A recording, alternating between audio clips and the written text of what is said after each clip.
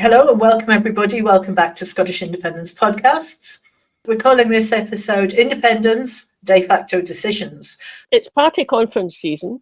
The British Unionist parties are sticking by their stance, which is no Scotland, we're not going to set you up with a Section 30 to have a referendum. There's no sign that that's going to change, even if Labour gets in, which they looks like they almost definitely will. They think they will. They definitely think they will, but, I think they will as well. However, so that puts us in the situation that the First Minister, Nicola Sturgeon, last year foresaw, which was when she set up, let's go to the Supreme Court and decide one way or another whether we can do it legally just through Holyrood. The answer to that was no, you can't. At that point, she said, okay, then in that case, the next general election becomes a de facto referendum. So let's just remind ourselves of how she put that.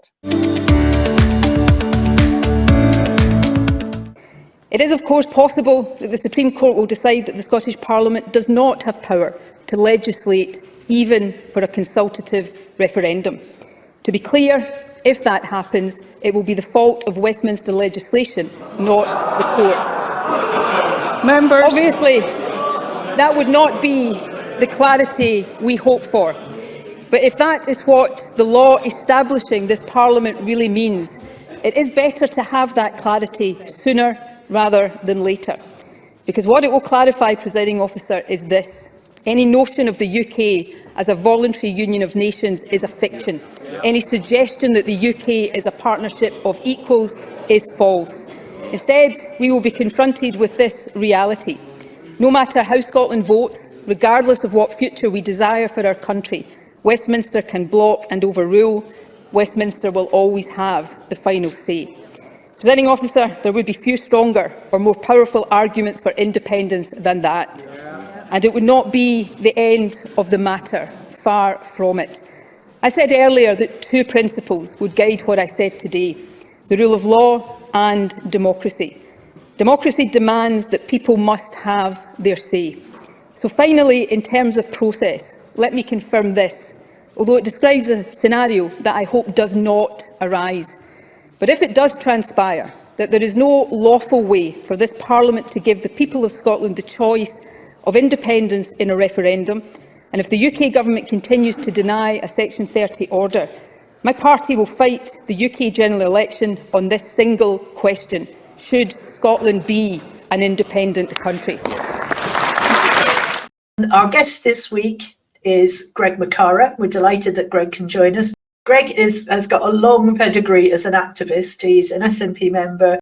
He is the Chief Executive of the Scottish Independence Foundation, Co-Convenor of the Scottish Independence Convention, and many, many more activities as well. So Greg joins us to talk about his thoughts for a de facto referendum. What should be our approach? Is it a majority of seats, votes? What is it and why? We're really, really pleased to welcome Greg McCarra to Scottish Independence Podcasts. Greg, and thanks very much for agreeing to come and chat to us. I appreciate that. Going back to when we just had that Supreme Court judgment about how it wasn't going to be legal for Scottish Government to lay out a referendum bill, and I think it was just a couple of hours after that, First Minister, Nicola at the time, was quite plain what she said. She said that the aim of using a general election as that way, de facto referendum, is to gain majority support for independence by the way people vote in a general election, by the way Scots vote in a general election. It kind of gets us to the nub of an important question, doesn't it? Because you can say to gain majority support from the Scottish people for independence, but then you've got to define what majority support would be. So does it mean majority of votes? Does it mean majority of seats? Does it mean just most seats? Does it mean majority of votes for every independent support party? So there's a whole load of detail in there. I know you've thought about it, and you've talked about it in various places. So floor's yours. Tell us what you think on that. One place that I did talk about it recently, I was at a conference from the SNP Trade Union group. I used to be its convener, and that comes from my background as a trade unionist. I'd like to talk just briefly about it. It's an analogy to what we're discussing here, but maybe a useful analogy. And it's about the concept of escalation. If anybody has a complaint, a dispute, or anything, a sort of grievance of any sort, then, well, I was an academic, I worked at university. I could have gone straight to the principal, and the principal would then have said, well, have you spoken to the vice principal first? No. Oh, well, talk to him or her. And the vice principal would then say, talk to the dean, who would say, talk to the head of the... You work your way up through the system, and if you get no satisfaction at one level, you escalate to the next level and escalate until you reach the point where you're maybe some form of appeal, or even an external appeal outside of the place where you work. And it could be to the courts, it could be to whatever. So that's a process of escalation. At each stage, you have to be able to demonstrate that you have explored a way of resolving the issue at the lower levels, and therefore you have to be at this level. And that forces the person you're addressing to pay attention to you, because it's now their responsibility, not those below them. Several people have been slagging the decision to refer this to the Supreme Court. I thought it was inspired because it does precisely that. Realistically, we could be in a situation just now where we were having a referendum a week on Thursday. And then this afternoon, somebody lodged a complaint to the Supreme Court, who then issued their equivalent of an interdict and stopped the referendum from taking place 10 days from now. And that would repeat forever, because there would be tricks used to try and stymie it along the way. Instead, what we did was clear out of the way any impediment we got. I actually had some optimism that the Supreme Court would say, yeah, it's okay, go ahead. Not high hope, but some hope. But once that was out of the way, what does that tell us? It tells us that we're not getting to Section 30. Sure, keep on asking, but not with any expectation ever have been granted it by Westminster. Section 30 is out of the way. A referendum, which is approved of and will be respected by Westminster, is out of the way. A do-it-yourself referendum is out of the way, because the Supreme Court said that. That leaves us, if we believe in democracy and if we believe in democratic right to self-determination, that leaves us other options, because we've escalated through those stages. And now we're at the point where we actually use and deliberately turn around and use the processes of democracy recognised by Westminster itself. Of course, we've got three audiences. We've got the Scottish people, we've got Westminster, we've got the international community, maybe touch on that later. But as far as Westminster is concerned, the only democracy that Westminster clearly represents is Westminster. So to use a Westminster election as a way of getting the expressed will of the Scottish people makes a great degree of sense. Then there, of course, is the question of what level of support, what type of support do we require there. But that's another question. That point you made about we could have been a week and a half away from a referendum and suddenly the Supreme Court calls in, that's quite an intriguing thought, isn't it? And I just wonder if we'd been at the stage where all the build-up had happened to the referendum and suddenly it was pulled at the last minute, would that be like taking the cork off a fizzy bottle? I mean, what would have happened? Local government who run local elections and who run the polling stations would very possibly, maybe not unanimously, but many of them at least, would have said, oh, well, that's a legal decision from the Supreme Legal Authority saying that this is not a referendum, it doesn't have any legal standing, therefore we will not open the polling stations. Even if that happened with one polling station rather than several hundreds, then that would have been enough to have put a question mark over any outcome. So, that's all it would take. Just a bit of disruption could be totally disrupted. And that's why we wanted to preempt it, because my suspicion is that would have happened. But a bit earlier than this, we would have probably waited until a couple of months before the planned referendum. And by the way, it wouldn't have been the UK government, because they wouldn't want to have that on their hands. Some external, but any external body that had the authority to refer to the Supreme Court could have done it. But the good thing is we didn't go down that road and allow others to stop us. We made a decision which let us know in advance that that was not a route. And let me just emphasise here that I think, I'm utterly of the view, and I've said it for years, that we should only be choosing routes where we make the decision as to whether or not we go down that road. Any process which can be vetoed by another body is a non-functional process. So, asking for a Section 30, non-functional. Asking for a referendum run by the Scottish Parliament, non-functional. Let's choose routes where the route is recognised. So, a Westminster election They kind of happen every few years. They're recognised throughout the UK and internationally. That's the route to go. Can I move on to the subject of what type and level of support is required? I'm going to use my trade union analogy before. I used to be a UK negotiator. I did not go into negotiations on behalf of umpteen universities saying we would like to have this pay deal and we'll put it to the ballot. But if there's any discussion about maybe having a strike on it, for example, we'll volunteer to you that we have to have a 90% turnout and there has to be a 99% yes vote. But do pause on that for a second. It would be mad to set yourself voluntarily at a ridiculously high level. But they could come back and say, well, you know what, there are certain conditions that we'd like to apply, and then you get into negotiations on what is a reasonable level. Okay, why should we say the only outcome of a general election which is credible and which could have any force at all would be one where we had not just most seats, not just a majority of seats, but a certain percentage of seats and a certain percentage of the vote over 50%. Many people talk about 60. Why should we set the barrier for them so that they can say you haven't achieved this artificial barrier? It's madness. So what we can do is for different types of level, then we can make different types of advances. If we did, in fact, get, say, 60% and overwhelming majority of seats and all the rest of it, that could arguably be a slam dunk as far as many were concerned. But at the lowest level, if we have most seats, we have a mandate to do what is being proposed, which is to start the process of negotiating independence and preparing for it. Let me just make one comment here about mandates. We'll all remember fine well, 2015, SNP got 56 of the 59 seats. Okay, and that was a mandate for something, but we never really quite defined what it was a mandate for. Nonetheless, a mandate for something. And then it dropped down to 35 in 2019. So what happened in December 2019? Boris Johnson got an overwhelming landslide result, which gave him a strong mandate, and the SNP effectively failed. That's the public perception. That's not just the public perception, that's also the perception of many people within the SNP, of which I'm a member.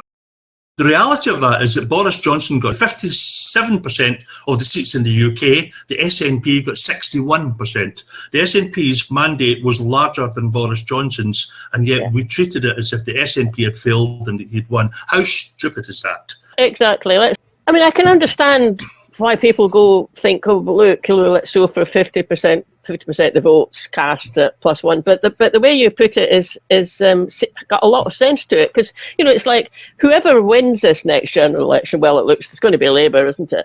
They're not very likely to win it with a majority of votes cast in the country. I mean, they might, given how far ahead they are, but they're going to claim it on the amount of seats that they've got and having a majority over everybody else. So in a way, we're just saying, yeah, well, we'll be doing the same thing. And also there's other disadvantages for a de facto referendum like this, isn't there? Because there's a part of the electorate who would be voting if we had it as a referendum in Scotland are not able to vote in a general election because of the voting age discrepancies. It's kind of like having, your hand tied behind your back, really. I think that the polling that Gordon McIntyre-Kemp did, though, I'm pretty sure that he got them to look at what is the effect of taking the EU members and under 18s out, and it made less than 1% of a difference overall. The numbers are not massive. It depends, though, doesn't it? I mean, 1% could be massive. If you're thinking, if you're saying that you have to get 49.6, exactly, that could be massive if you're going for 50% plus one vote. So it's not insignificant, but it's not the game changer that you would base your decision on. I don't think. Well, we might not be looking at just one election in here. The SNP will very possibly. I don't think other parties, pro-independence parties, are likely to win seats, and that's not a slagging of other parties. It's a statement of what the opinion polls project and have always done, and are likely. So the SNP will probably drop from the 48 they got last time. It might very well have an overall majority or just a majority, and that might be enough to start the process of building up towards a definitive phase in a quest for independence. Now, it could well be that the actual plebiscite election is the next Scottish Parliament election. And in there, it's entirely feasible that we could be in the position where there is a demonstrated will of the majority of the people of Scotland to support what's on offer in there. And by the way, if we didn't do it there, we could do it another one. You know, the idea that democracy only happens once, or another country gets to tell this country, you'll have had your democracy now, go back to sleep for a century. Sorry, no, that's not happening. This word mandate, I think we need to think of a different word. Whenever I hear that now, I think, another mandate, you know, and it's become tarnished. I think we need to start framing it in a different way. I mean, it doesn't really mean anything, does it? But when it's actually causing people to think, oh God, another mandate, oh no, that means they're not doing anything. It really has got negative connotations now, I think. Absolutely, precisely, Fiona. And I had used this argument myself elsewhere as well, that going into the last Westminster election, I said to colleagues that, you know, we've got, 5 or 6 mandates already. I'm an election agent. I couldn't easily go to activists and say, let's go out and campaign for a 7th mandate. It's not strong. So let's change the language. What we need is a persuasive outcome, and there are 3 groups that we need to persuade. We need to persuade the Scottish people that they themselves have made the decision that they wish independence. Okay, they've got to believe in themselves that that's what they've decided, because then if that independence is denied of them, they'll feel a sense of grievance and a determination to act. Hopefully, that's the hope. It's not guaranteed. We've got to persuade Westminster that they need to acquiesce to the will of the Scottish people as well. You know, a numerical mandate is not just the only factor in here. It is, as I say, a decisive and persuasive outcome. And then the international community. So one of the reasons for using a Westminster election as a way of progressing independence is that we're putting the case forward. We're saying to the people, this is what you're voting on. And the international community, we can say to them, we have used the process of escalation. This is all that we have left that we can use. Please respect democracy, because it has been denied at all the levels below this level that we have attempted. It's been cut off from us. So respect what is left. And by the way, we're asking you to respect the form of governance and decision-making used by the body, which you recognise as the authority across the world, the UK state. So you use the rules of Westminster against them. How do we persuade the international community? Well, I think many of them are waiting, just looking for the opportunity to be persuaded. That I don't know of anybody in Europe that is saying back to us, you have to do this by getting 60% of the vote. That nobody's putting numbers on this. We are putting numbers on ourselves, but nobody externally is putting numbers on us. So let's go down that road. That bit about we have to persuade the Scottish people that they've made that decision, and it's got to be clear. So, I mean, that's relatively, well, if it's a general election, it's getting people to vote for the SNP. I mean, first past the post, it's only the SNP that's going to get seats. We know that. Yes. So there's persuading people to vote for the SNP, but also it's got to be clear in what, you know, the manifesto says, or even what it says on the ballot paper. If you do that, you are voting for independence. In a way, sometimes I think some of the past mandates have been a bit, well, not necessarily fudged, but, you know, not clear, because, you know, like Nicola might have said, lend us your votes.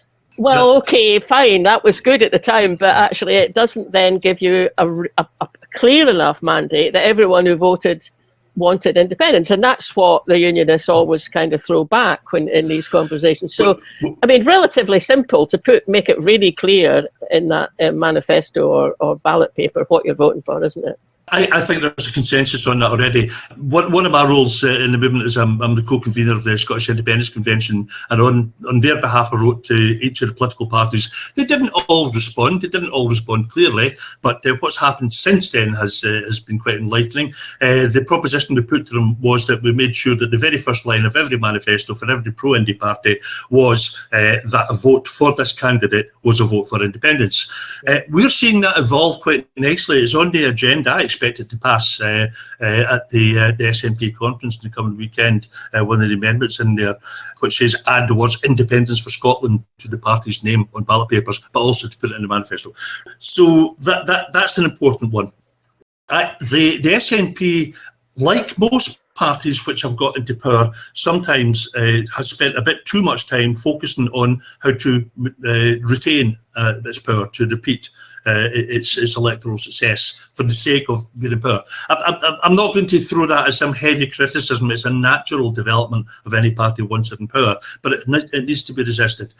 And if the support for the SNP, as was long the case, and certainly prior to the 2014 referendum, if the support for the SNP and its leadership is higher than the support for independence, then it's too easy to interpret that as, well, let's not rock the boat, let's not push the indie thing too much, we're doing well, we're winning elections. I want it the other way around, and it is now. The support for independence is riding much higher than support for the SNP, and I will argue, and I intend to argue at the SNP conference this weekend, that we now must put independence front, absolutely the front of all of it, campaign on that, and try to persuade the people who want independence that the best way to achieve that is to vote for the SNP. But, you know, we've got more than just asking that. We've got to show that there are good reasons beyond that to vote for the SNP. I wonder if it needs to go even further than that. Using that as a reason to get people to vote SNP, one thing, but actually I think we need to start being broader than that, because there are some people who now are in the mindset that they're absolutely having nothing to do with the SNP for whatever reason, but still want independence, and that is probably the people who are filling that gap between the yes vote and the SNP vote. So I think trying to persuade those people to come to SNP might be on a hiding to nothing. Is there an argument for saying, we are all working together, these other parties, so we all agree that this is the outcome we want? You know, you can disagree on policies all you like between parties, and will do once we're independent. But in order to get there, everybody, at least on that little bit, everybody has to not only be singing from the same hymn sheet, but not kicking lumps out of each other. And as a sort of somebody watching from the outside, I despair at what all parties in the independent side say about each other. You know, it's just not helpful in terms of getting us to independence. It might be helpful if you're scrapping for a few list votes, but it certainly isn't constructive or helpful getting our country back. Hubris is horrible, and the smugness that you sometimes get from parties which are used to winning and expect to win can really, well, we've seen it in other parties elsewhere as well. I would like to see a great deal more humility and openness from the SNP. I may have my own views on certain parties and their policies, but of the pro-independence parties, I do not slag them publicly in any way at all. I refuse to do that. When it comes to, for example, the Scottish Parliament elections, if the vote of the SNP is not 50%, but the combined vote for the SNP and the other pro-independence parties is over 50%, where is the sanity in not respecting the votes that the others have got? So we do that. And that kind of cooperation, of course, with diversion policy, but there's been argument for many years, lend us your vote, and it's simply that. It's saying, get us over this barrier, this hump, whatever level we think it is to achieve whatever, get us over that, but we respect that does not mean that you accept all of our policies and are entirely free to argue against as many of them as you want at any stage. We don't own you. That's it. That's the message. We're just asking to borrow a vote from you. Indeed. So sort of thinking ahead to, you know, what happens after the general election. Let's say that we have some measure of a majority. It might be, you know, the most seats. It might be a majority of Scottish seats. It might even be, you know, 50% plus one of the vote. But whatever it is, I mean, it sort of strikes me when I've been thinking about this that it's almost what happens at that point that is more important than the election itself. I mean, obviously we need to have more seats, but after that, you know, a bit of me goes, well, it'll not make any difference what happens, because Westminster will just turn around and say no. What do you kind of think's the best way forward, assuming that we've got some sort of level of mandate, and the best way forward to persuade the other side to come and negotiate? First of all, this isn't a binary decision-making process that we're going through just now. It isn't as if there is one trigger level and we're independent, and if we don't achieve that one trigger level, then nothing happens whatsoever. It's not that.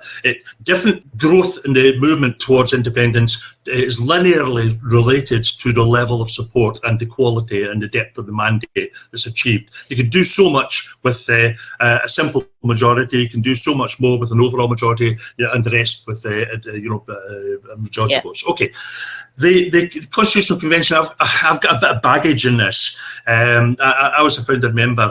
Effectively the day after the 79 referendum, a bunch of us in Glasgow formed the Scottish Parliamentary Movement ad hoc. It became the Campaign for the Scottish Assembly, which changed its name to a Campaign for Scottish Parliament. In the early 80s, having seen an attempt to set up a constitutional convention wither and die in one part of the country, I picked it up again and proposed that let's go down this road. And the CSP adopted that as a policy, and out of that grew the Constitutional Convention, and out of that grew the consensus policy, which was voted on overwhelmingly in 1997.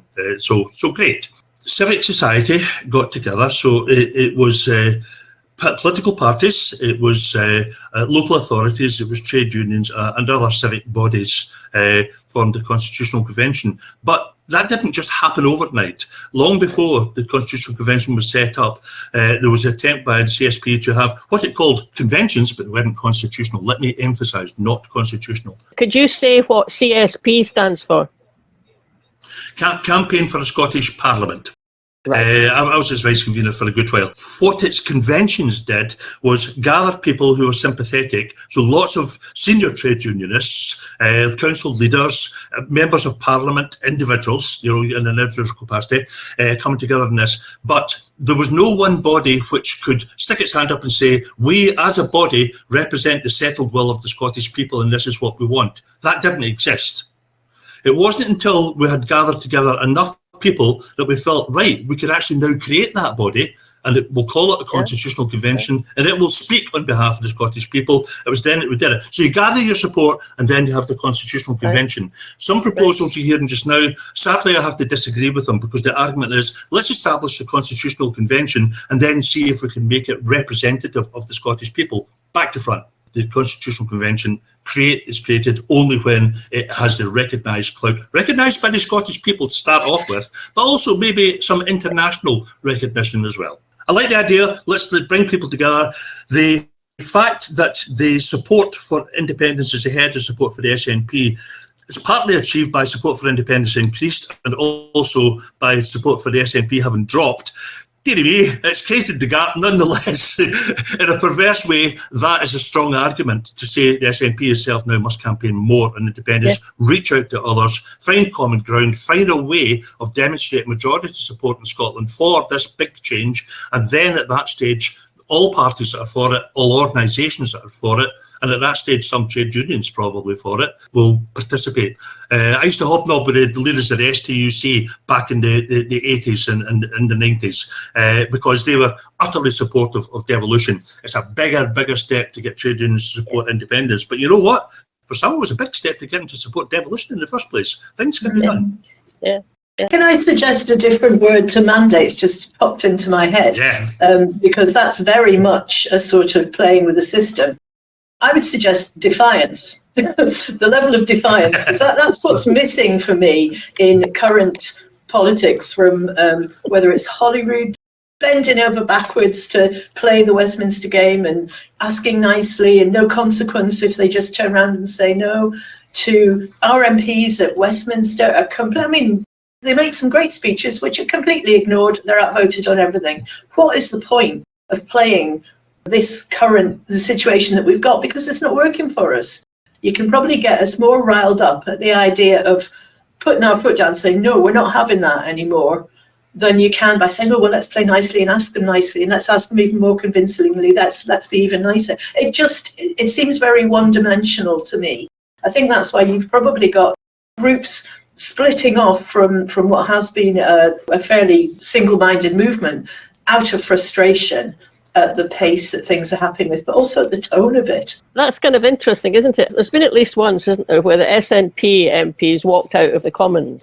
People were going, yeah, that's what we need to be doing. And there's something about that catches the imagination, isn't there? And do you think there's a case for, say there's some level of mandate or defiance or whatever, and there's no response back, just out and out dismissal from Westminster. Do you think then there's a case of going, well, okay, then we take our MPs out of the Commons, bring them back up here and get them to work up here? It's not a yes, no answer to that. But there are ways of doing things outside of the House of Commons that are quite useful.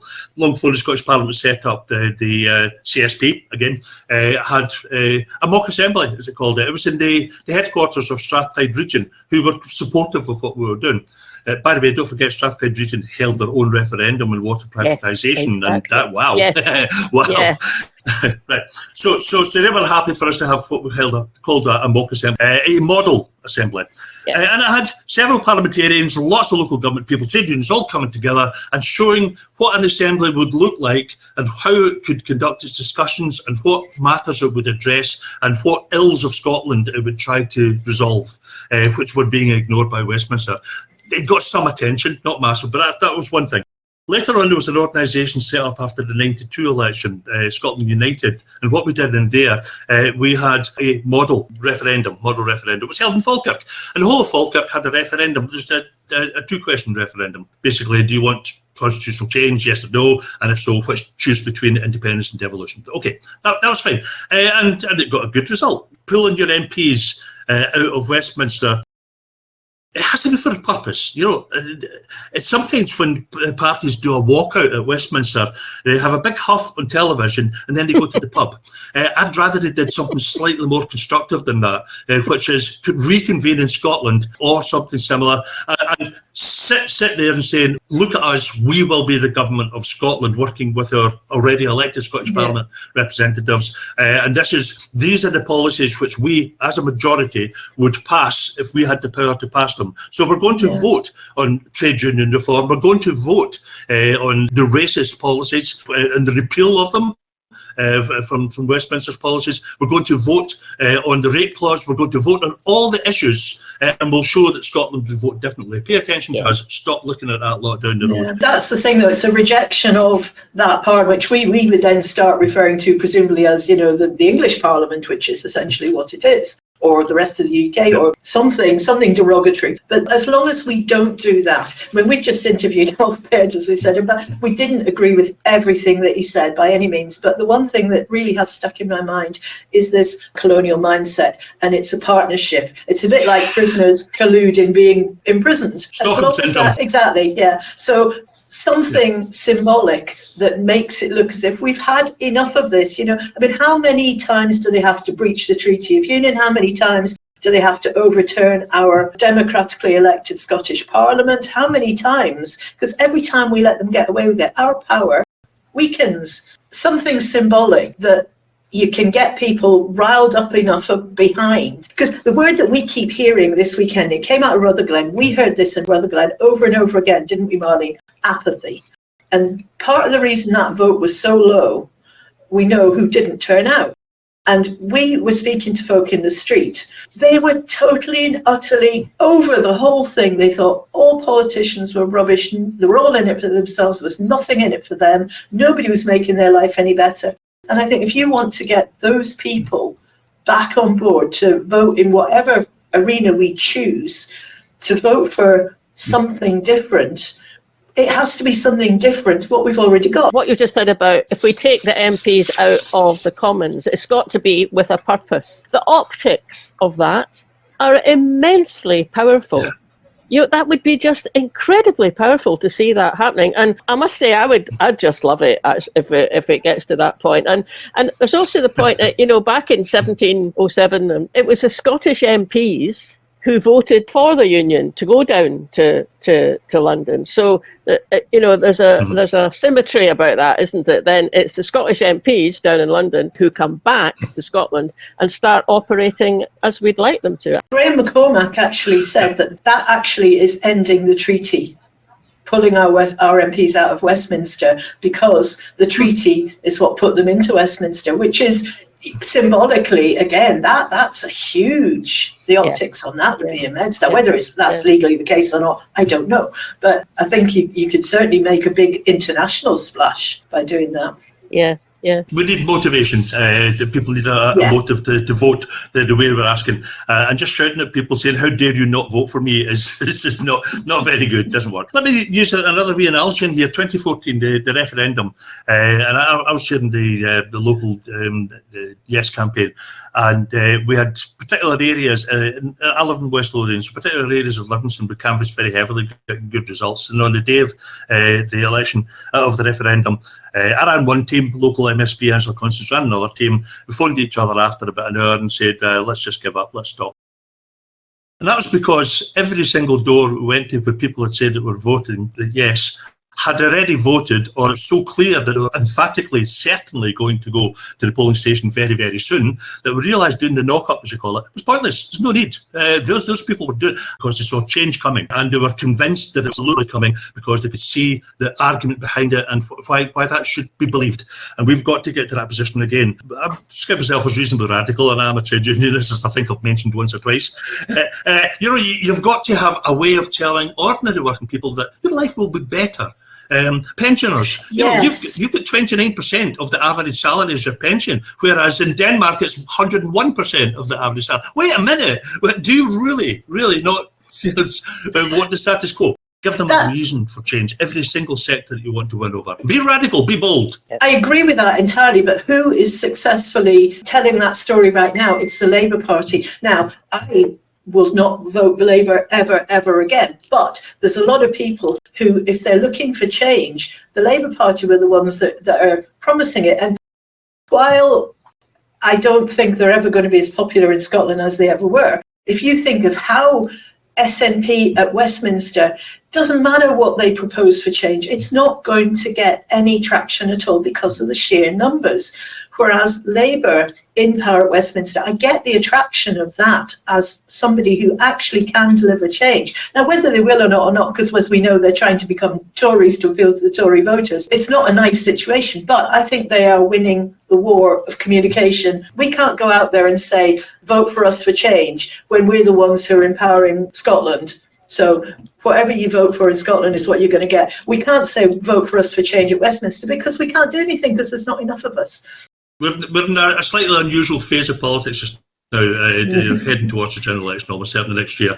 And people are desperate for change. Throughout the whole of the UK, I think the Labour Party will either have an overall majority, medium-sized, or it'll be hung parliament. And then what? Because we could say just now, but don't believe them, don't believe their promises, they promise this, that, the other, and they'll fail to deliver. And we can say it as much as they want, but people are desperate for change, and they'll have hope, and they'll have to put their trust somewhere. And therefore, the Labour Party will probably win some seats in Scotland, and definitely win lots of seats in England.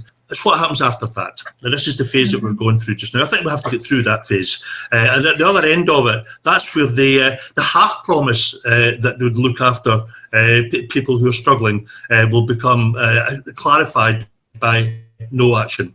And excuses that it's all because of the big Tories who did all these bad things and I can't do anything about it now. And the disappointment within of the Labour Party at that stage leaves one place for people to go, which is independence. And it makes the case a bit easier. I believe we'll have to go through a slight slump next year before we then get into the space where the promises are demonstrated as being false, rather than hope not to be false. And at that stage, we can then say, right, you only have one credible way to go ahead. Don't trust a London-based party to look after your interests. None of them are doing it. Trust Scottish parties, plural, to look after your interests because that's our job. That's our definition. Therefore, I say two phases of Westminster to get some form of mandate to do some campaigning on independence, followed by a Scottish Parliament election, which will take place after a Labour Party has demonstrably failed to deliver. If we're going to use the Westminster election as a mandate, defiance against Westminster, and this means you're voting for independence, then the next thing that happens, if we do what is being asked of us, the next thing that happens needs to be get us towards independence. It can't be right now, we'll wait and see how crap Labour are in power. Fiona, you're describing a binary decision in there, and I talked about a kind of linear range of decisions and outcomes. The general election next year, if there is an overall majority of MPs, then that could be construed as a, shall we call it a mandate?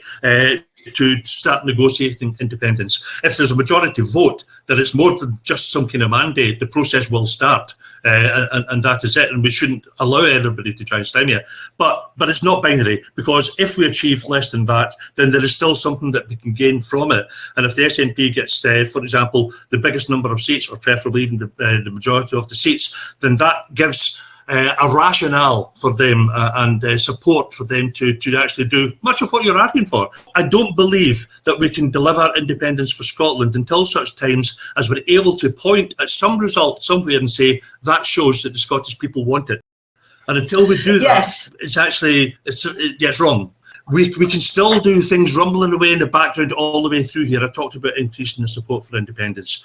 By the way, I don't greatly care about political parties. I've been in the SNP decades, but my commitment is independence. And if there are better vehicles that go in there, grand. But actually, there's only one really big juggernaut at the moment, and that's why I'm in it. But we ramp up support for it. There are other ideas out there. You talked about conventions. You talked about withdrawal from Westminster. There's one being floated just now, which is over 70 years old. You won't remember it, and I don't either.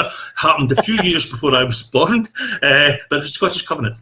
And the collection of signatures from people, a couple of million signatures. Now, there is now serious discussion beginning on doing that again. Now, it failed. The stories are famous. I saw the books in the Kelvin Grove Museum in Glasgow showing signatures in. And if we start the process and get close to a critical figure and beginning to look unassailable, surpass that figure, and you've pretty well delivered. Now, that process ramps up. It's a ratchet. It ramps up the demonstrated support for independence continuously.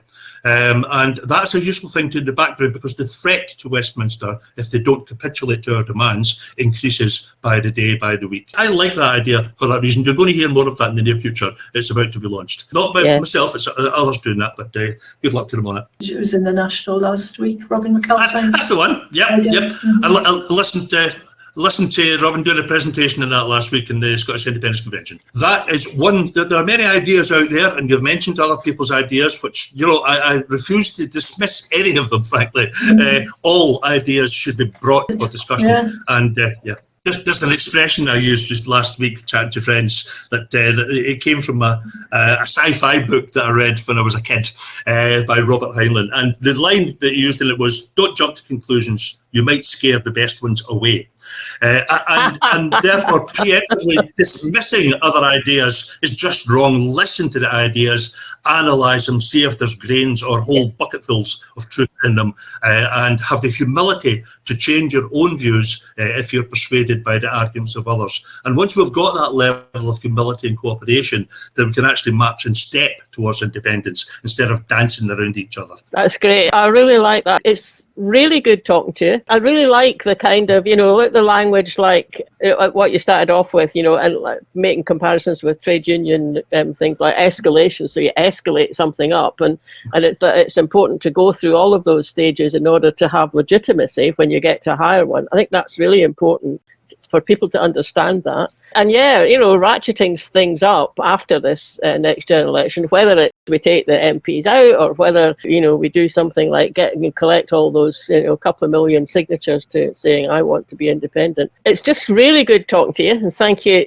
so much for coming in, and wish you well in the coming days when I know you're going to be kind of speaking to some of these ideas at the SNP conference. So.